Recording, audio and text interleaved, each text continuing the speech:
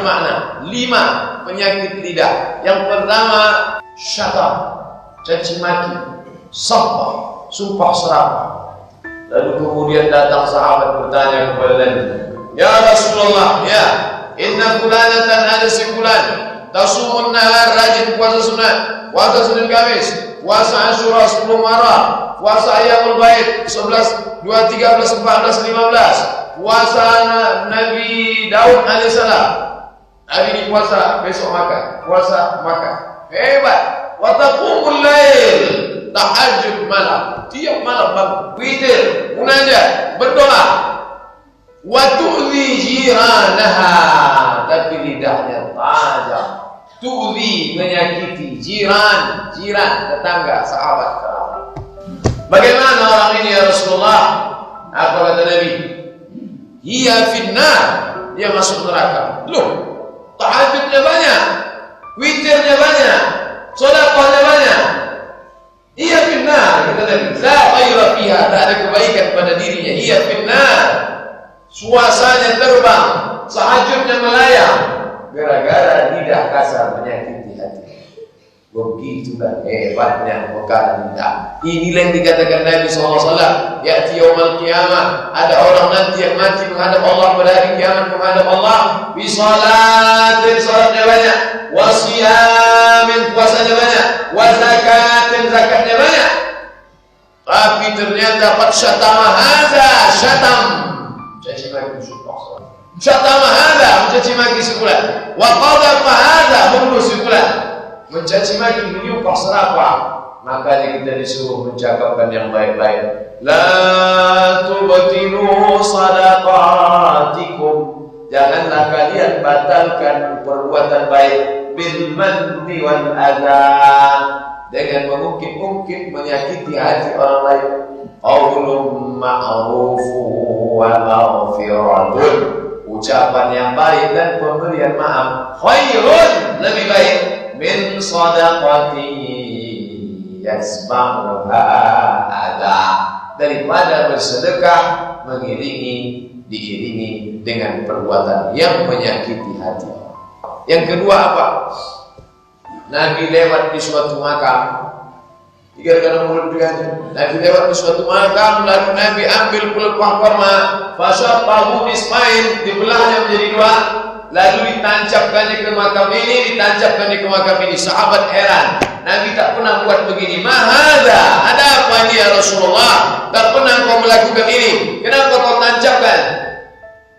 Ya, kita kaji masalah mulut. Kata Nabi, innahuma la yu'adzabani, ini 2 makam ini diazab. Wa ma yu'adzabani fi kabir, mereka diazab bukan karena dosa besar, tapi mereka diazab karena remeh-temeh sepele. Kenapa?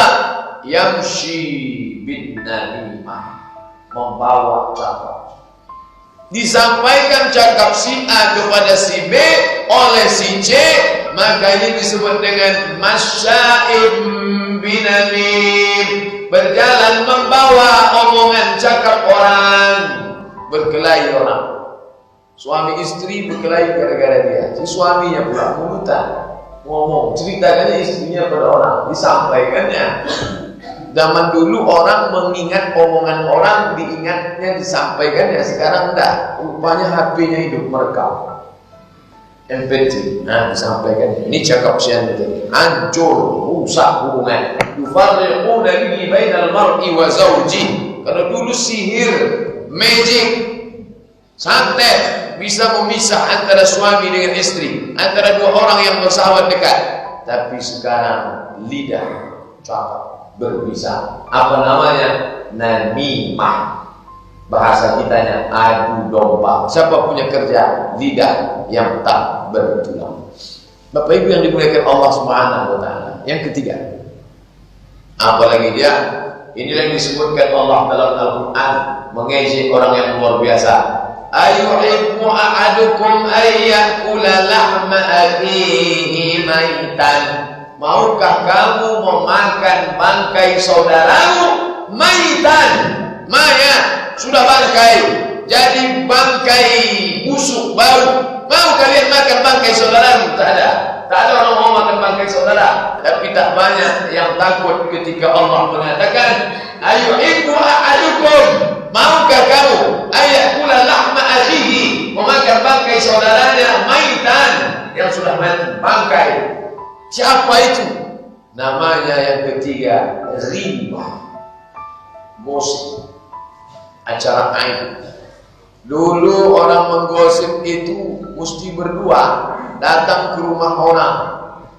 Kabarnya suami si Anu sudah selingkuh sama si Anu, sudah hampir 3 bulan menikah, begini. Sekarang enggak, dia tinggal duduk di rumah hidup TV. Sudah ada namanya acara riba pagi, riba siang, riba malam. Macam makan obat. Kalau tak dimakan tak selera makan. Dulu orang sibuk memikirkan anak dia. Di mana lah anak saya ini nanti Pak Ustadz ya, sekolah di mana, habis itu kerja di mana, nanti nikah sama siapa. Dulu orang pusing mikirkan anak dia.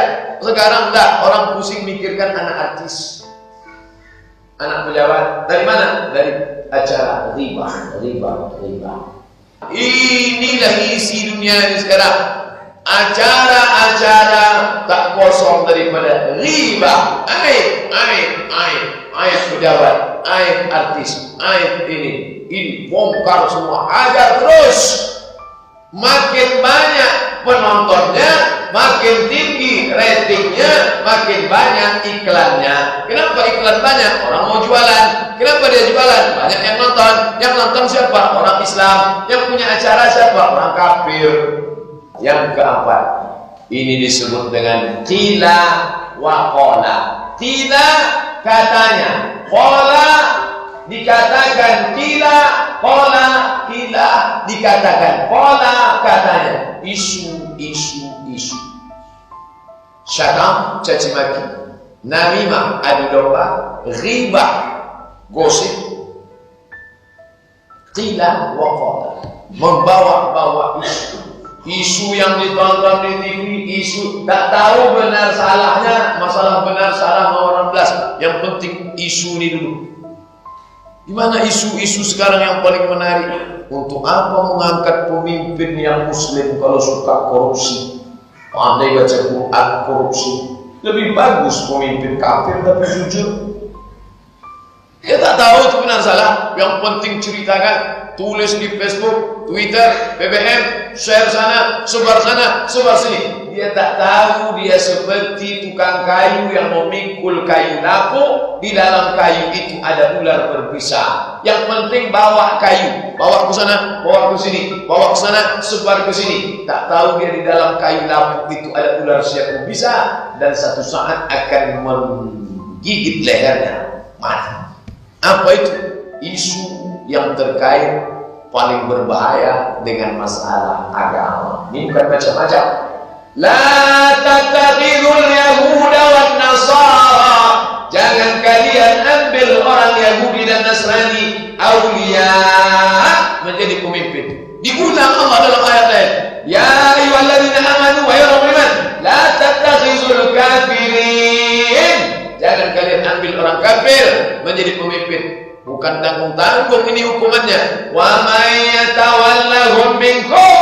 Siapa di antara kalian yang mengangkat pemimpin orang kafir, fa innahu minhum, maka dia bagian dari orang kafir itu. Kafir tak tanggung-tanggung. Jangan mau terjebak di bawah pada dua kotak. Kita sudah dikotakkannya dua. Kamu mau ikut kotak ini, apa kotak ini? Ada orang Islam tapi koruptor, jahat. Ada orang kafir tapi baik. Pilih mana? Jangan mau terjebak pada logika berpikir dia. Saya tidak mau ikut kamu. Ini tak betul, ini tak betul. Islam tak pernah membela yang baik. Islam tak pernah membela orang Muslim yang jahat. Islam pun tidak mengakui orang kafir yang baik. Sedangkan Abu Thalib baik. Tak ada orang lebih baik daripada Abu Thalib. Tetap juga masuk neraka karena akidahnya tak baik. Maka dua-duanya tak betul. Yang betul adalah orang Islam yang jujur. Masih banyak orang Islam yang amanah, yang jujur. Kenapa mau digiring pada dua kotak ini? Kenapa mau otak-otak kita dipersempit? Pakailah otak. Yang dipakai otak, jangan otak-otak. Bapak Ibu yang dimuliakan Allah Subhanahu wa taala. Ini isu-isu ini luar biasa. Qila wa qala. Katanya. Islam itu bukan agama isu. In ja'akum fasiqun, kalau datang orang fasik kepada kamu, binaba'in, membawa berita, fatabayyanu, klarifikasi, jangan ada fitnah. Fatabayyanu, klarifikasi, jangan ada kata-kata yang mendiskreditkan. Ini bukan masalah biasa. Tak ada tawar-menawar. Wa may yatawallahu minkum fa innahu minhum. Apa tak banyak di Jakarta itu ustaz-ustaz, habib-habib, banyak. Tapi yang jadi masalah dalam dunia demokrasi, suara terbanyak, suara Tuhan. Suara terbanyak, suara Tuhan. Tak ada beda antara profesor, doktor, kiai haji, abaim dengan suara seorang kafir, jahil, bahlul. Sama, one man, one vote, one man, one choice. Satu orang memilih satu suara, harga satu coblos sama. Makanya jangan heran, banyak di sana orang baik, banyak, tapi orang tak baik lebih banyak. Ini orang menyangka sudah ramai pengajian kita dari Pak Ustaz, ramai, banyak. Ini malam saya sampaikan seimbang. 5 pertama lidah, tapi nanti ada kita kaji gara-gara lidah juga menjadi naik ke atas. Mesti disampaikan secara seimbang. Basyiru, berikan kabar gembira. Wala tunaffiru, jangan buat orang takut kepada agama. Ada surga, ada neraka, ada baik, ada buruk, ada hitam, ada putih. Fariqun fil jannah, sekelompok masuk surga. Wa fariqun fis sa'ir, sekelompok masuk neraka. Tapi yang paling banyak memasukkan orang lidah, lisan. Yang terakhir yang kelima, kadzib, bohong, dusta.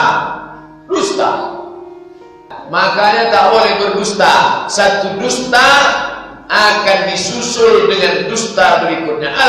Satu kali bohong apalah salahnya? Sekali-sekali, bukan sering-sering kali. Habis itu istighfar.